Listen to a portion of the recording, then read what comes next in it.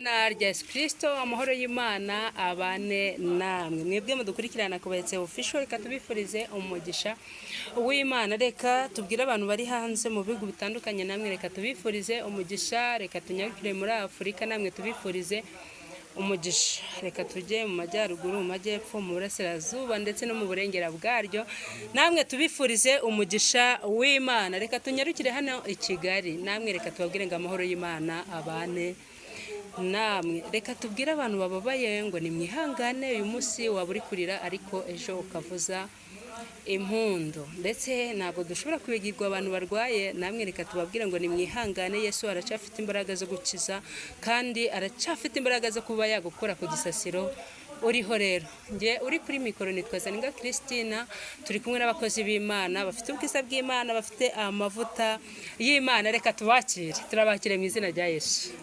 Murakoze cyane pasiteri Isahera kuri iki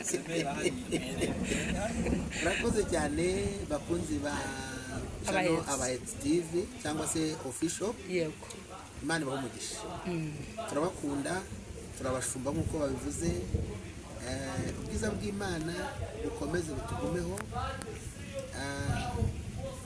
dukunda kwibera mu bacu biradufasha bidesha amahirwe yo gutindana na Kristo hanyuma ngewe tuvugana nitwa Revera Pasteur Moise Sidayigaya ndashima Yesu umushumba ariko wifuza kuba umushumba nawe nkagushumba yego nawe nkagushumba kubera ko Yesu akumpaye kandi yakumpaye abagira ngo nkugirire umumaro nawe ngirire undi niko ijambo ry'Imana rivuga ngo bibe bityo bene data nkugirire umumaro muri Kristo Yesu unduhure rero Yesu duhuje arakoze murakoze Imana ibahe umugisha twongeye kubashimira no kubaha ikaze mwese abakurikiraniye icano Abahetsi Official TV mazina yanjye ni Revera Pasteur Dukuze Yesu Jean Aime ndashima Imana n'umushumba w'itorero Blessing Miracle Church nejejwe n'Imana no kubana namwe kuri icano kugira ngo dusangire ifunguro ryera murakoze Imana ibahe umugisha rero abantu badukurikirana ku Bahetsi Official inshuti z'Abahetsi Official n'ukuri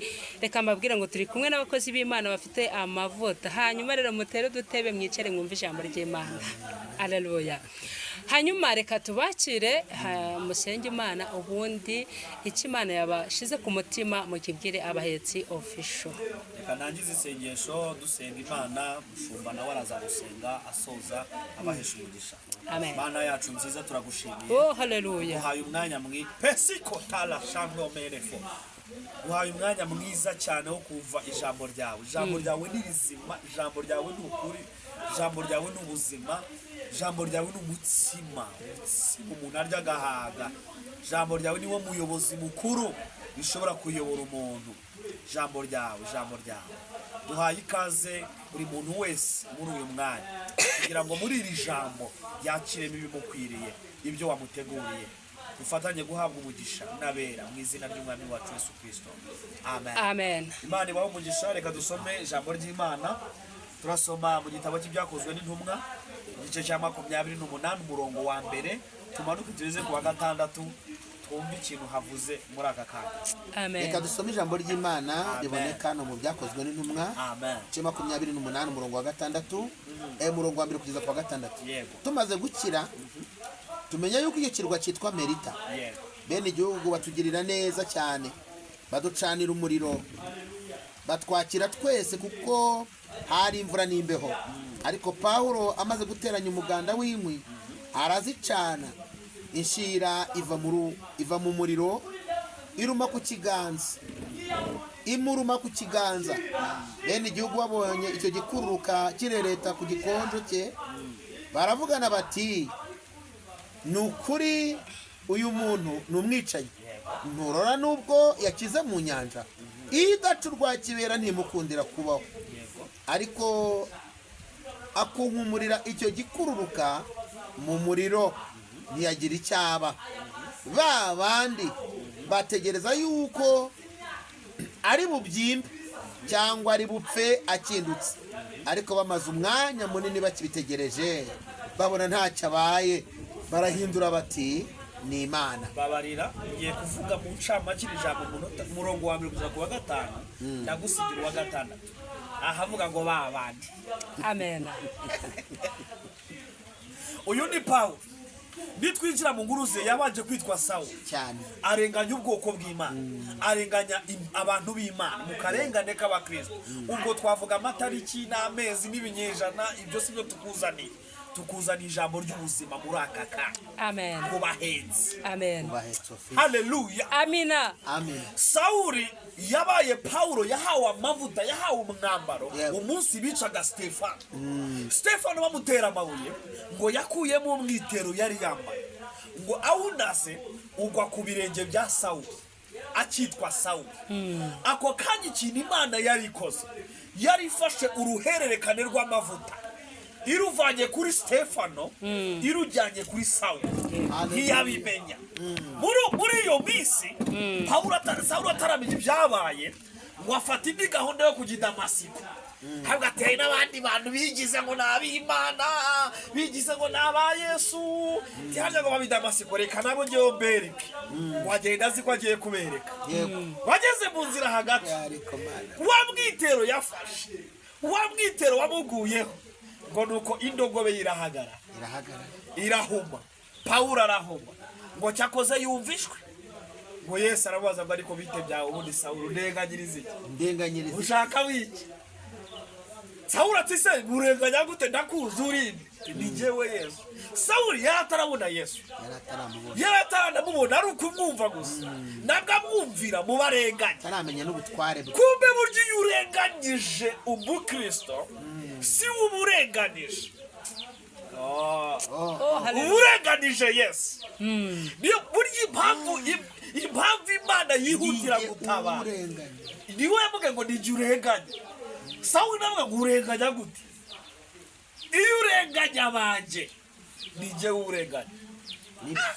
Wako kanya nashatse kwihuta gatoya, ngo nuko Yesu aravuga ngo genda uje kwa Barinaba bakwigishe. Ngo Pawulo agenda ajya kwa Barinaba akitwa Sawuli, yiga y'imyaka 2, nuko birangira abana mubatije ahinduka Pawulo.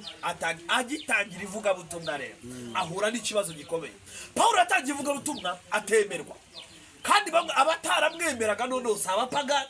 Bapage ntacyo babaga bamutwaye, abakristo aho kuko baravugaga ngo ahari arimo ariyoberanya kugira ngo amenye umubare wacu, narangiza azabona uko aturangiza. Bari barumvisha amateka yaho yagiye anyura hose, n'ibigwi byose yagiye anyuraho.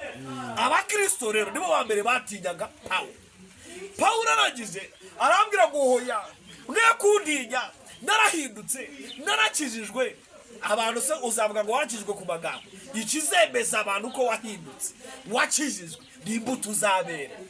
Pawulo agenda yera imbuto zikwiriye umuvuga butumwa, yera imbuto, abyara abana bitwa ba Timoteyo, bitwa ba Tito, abyara bitwa ba Priscilla n'abitwa ba Sila, bakajya bagendana. Pawulo ajya i Galatiya arabwiriza, Barinaba. Pawulo ajya i Korinto arabwiriza, Pawulo ajya muri Efeso arabwiriza, Pawulo ajya mu Galatiya arabwiriza, Pawulo ajya mu Korinto arabwiriza, Pawulo ajya muri Foyinike arabwiriza, ajya mu Filipi. Pawulo azenguruka Aziya. Nk'igihe rero sasa cyo kuza i Roma kigeze, ngo bagombaga kumuzana ari imbohe, akazana n'izindi mbohe, bakazira mu bwato bunini mu nguge nini.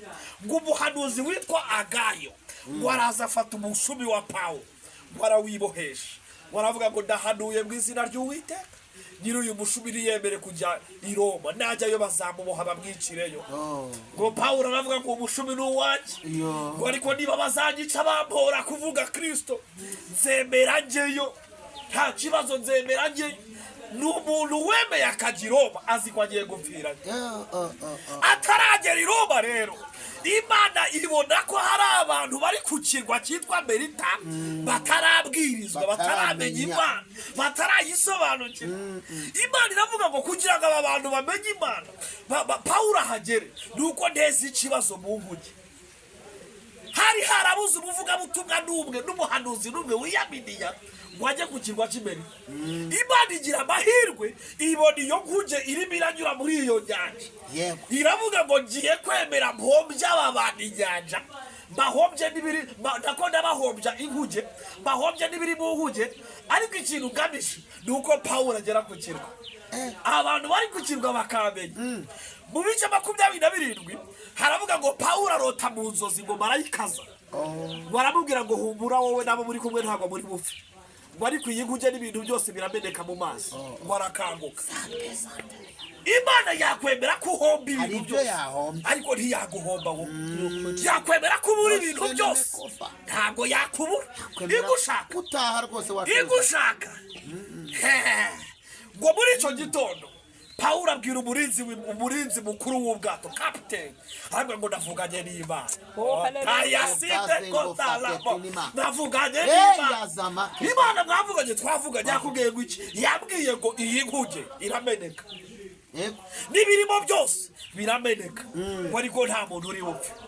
Ngo bareba Pawulo baramureba ariko ataranabyibushye baramureba n'akagabo ngo kanganaga gute. Inguge yari ikomeye ntibashoboraga gushyiramo abanyururu 706 ari inguge yoroshye. Yari inguge ingana na etaje kandi abo barinzi abasirikare abanyururu bangana gutyo bafite n'ababarinda bafite n'igikoni kuko inguge yamaraga iminsi myinshi igenda mu nyanja. Bafite n'ibikoni bafite inguge yari nini cyane ko bibaza ukuntu inguge iri bumeneke.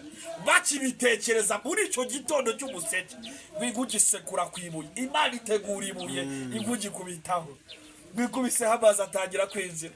Gusa ikintu cyabaye papa ku murongo wa 48 mu bice 27 ngo nuko umurinzi w'inguge ngo ategeka abazi koga ko babanziriza abandi ngo n'abandi bagendera ku mbaho ngo n'abandi bagendera ku bintu byo byari biri mu nyanja mu nkuge. Yahaboneka n'urubaho umuntu arokotse ngo abazi koga babanje kugenda ngo hanyuma batabizi babashakira imbaho n'abandi babonye basigaye ngo bakabaza amatora n'ibijerekani yabura bigukiriza.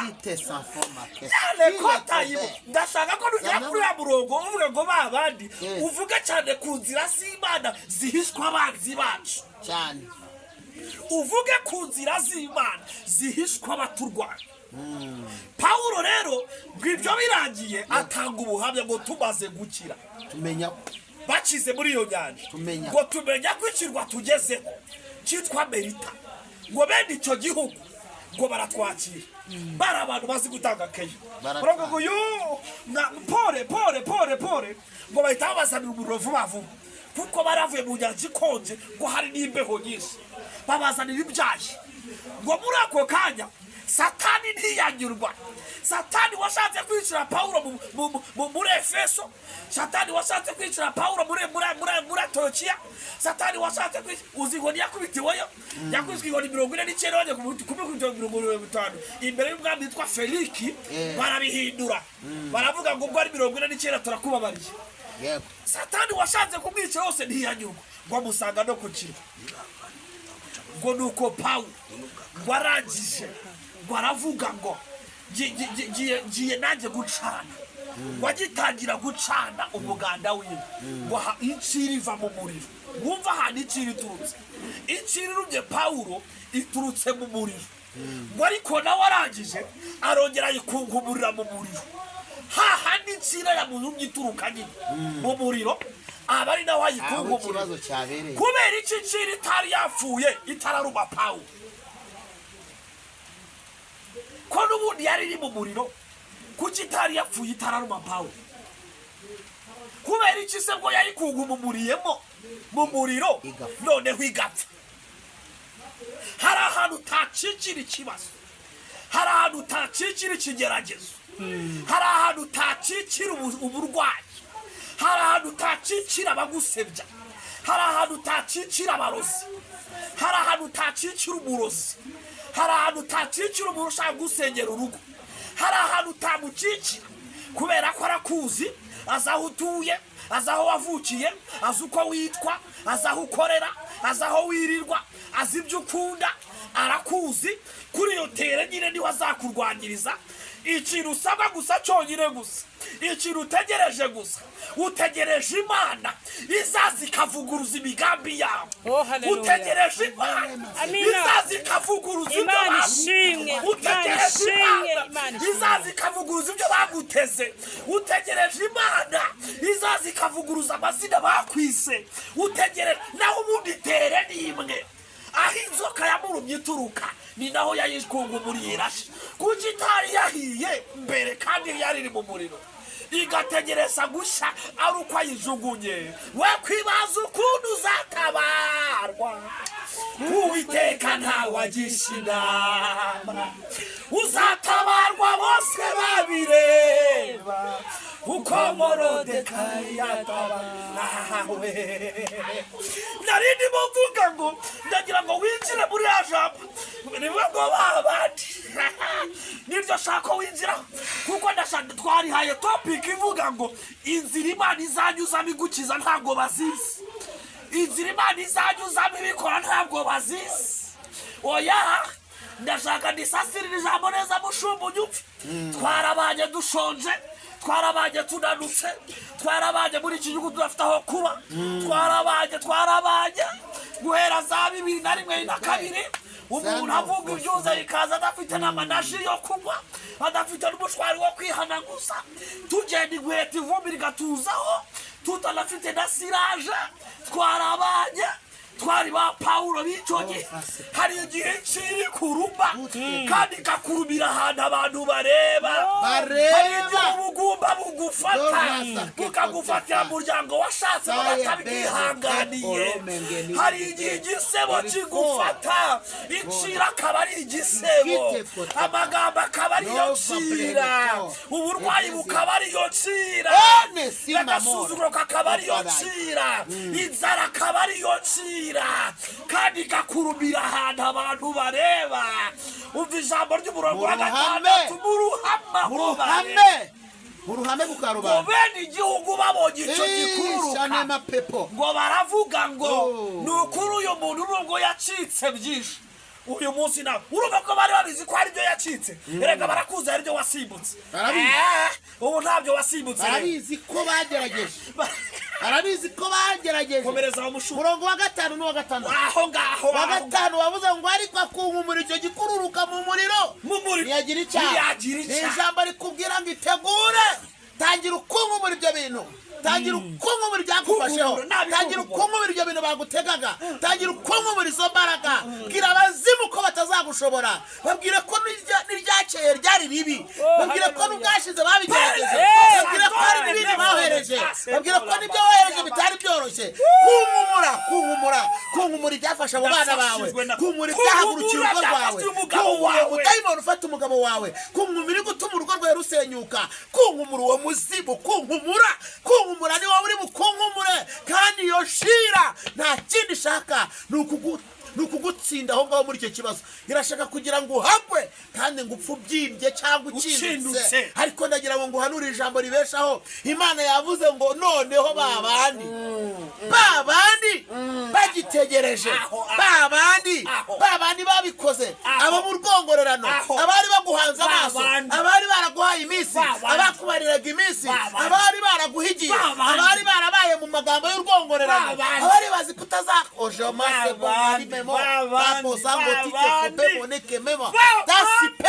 abo nibo ndi kukubwira ngo abo Imana igiye kubika dosiye zabo. Shobeza bone enemayide kofai bima, Imana ije kubika dosiye titalala gandosa paketo nima ivase po. babandi bari baravuze ko ubuzima bwari bo bufite, babandi bari baravuze ngo ntacyo uzageraho, babandi bari barakubariye iminsi ku ntoki, babandi bishimiraga ibyago byawe, babandi bari bazi yuko wari warabananiye, ariko bari bavuze ngo none kuri iyi nshuro baragufite. Kumva ijambo ryiza yakubwiye kera niyo yongeye kuvuga, ibyo yakubwiye byose izabikora, izakuza muri kwicaze mu bikomangoma, ntuzibagirwe ko wahoze wicaye mu ivu, aho twita ku cyavu hameze nk'ahavumye. reka bakuvuga bavuge bafite igihe ntibizavugwa niwabyumva uzaceceke kuko Imana yakuvuzeho bataravuga kandi ikindi yakumenya ukiri urusoro yaherekeje Gideyoni mu ntambara yamukije Abisiraheli inyanja itukura ibakiza amaboko akomeye ya Farawo ntugire ubwoba ntugire ubwoba zajya tuvuga ngurera nongereho ngo nirubasha uri rubasha tuzajya tukwita umubyeyi uri umubyeyi kuko natwe turi abana bawe kandi bwite ntiturebe ibyanirano. Oh, haleluya!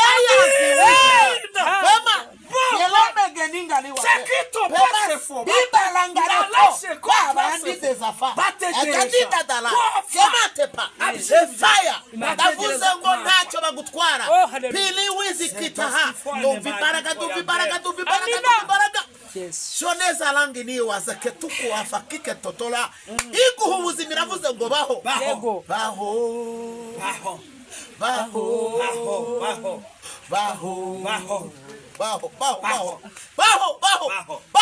baho batabyemera Yego. baho bakuroze baho bakusunitse baho bagucira urwo baho bagushizeho ibikwica baho bakubariye iminsi baho badashaka kubaho Amen. babaza bakikiti baho n'urugo rwawe baho n'urugo rwawe baho batabyumva baho bibacanga Yego. baho n'urubyaro rwawe baho uko Imana ishaka kandi uko bashaka seneva ariko reka dusenge Yes, umwami.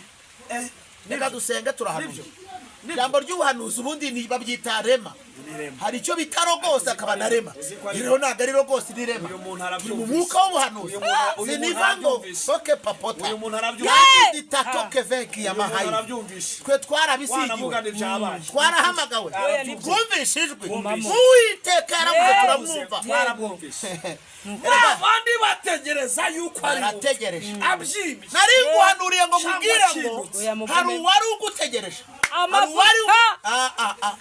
hari uwari uzi ko ugiye guseba hari uwari uri kubara amasaha hari uwari uri kubara amasegonda ariko ndakubwiye ngo baho kandi yanavuze baho yanabikoze baho yagambaye baho yakuvuze baho yava baba ndetse peta ndikumva ijwi rimbwira ngo hari n'ibigiye kuzuka hari ibyari byapfuye bizutse niba kumva ijwi rimbwira ngo hari ibintu Imana izuye byari byapfuye shadibe kope posea wowe gusa kunkumura uvuga ngo ntacyo mu ntwara n'ibitari ryarakeye hari n'ibindi mwakoze ibyo mwagerageje n'ubundi Uwiteka uwarwanye iya mbere aje aje kurwana niyo kandi ndashimira Imana iri kumwe natwe ndashimira Imana itwumvisha mushumba reka dusenge ntabwo turi buhanure nk'abana ahubwo turahanurira mu cyanditswe uwizeye abyumve kandi bimugereho mu izina rya Yesu datura umwuka w'ubuzima datura umwuka ubohora datura imbaraga n'ubuzima ibyari bifashe kuri uyu muntu uyu wari warabozwe uyu wari warazinzwe uyu wari wararozwe uyu wari waragambaniwe uyu nyine uyu uri mu bahetsi uyu ukurikirana iyicano uyu ukunda ubutumwa bunyura uyu ukunda umubyeyi ndagushimiye ko ubohoye kandi ugatanga ubuzima impinduka zikaboneka mu izina rya Yesu amen. Turabashimiye Imana ibamugisha umubyeyi turamukunda namwe muzamukunda. Reka tubahe nimero za telefone. Yego. Ngewe nitwa Reverend Pasteur Moise 0788 64 66 ndasubiramo ni 0782 64 89 utari mu Rwanda wongeraho imbere y'iyo mibare yose guteranya 25 iba kuri WhatsApp cyangwa ugahamagara uko ubyifuza tukaguha inama tukagusengera uhumure ntabwo duca ibiguzi kugira ngo dusenga kugira ngo abantu babohoke kandi bagubwe neza. Yesu agumuye. Urakoze cyane ushatse kumvugisha Pastor Aime 0783 kane 9 8 7 8 5 0783 497 muzatuvugishe tubafashe gusenga. Amen. hanyuma Imana ibaha umugisha abahetse official. Aba bantu ni mubareba murabakunda cyane kandi nukuri tubasabiye kugira ngo muzagaruke. Imana ibaha umugisha. N'ubwa mbere twageze ariko si ubwa nyuma. Se n'ubwa nyuma ahubwo muzahaza. Imana ibaha umugisha. Asante sana. Amen. Shalom shalom.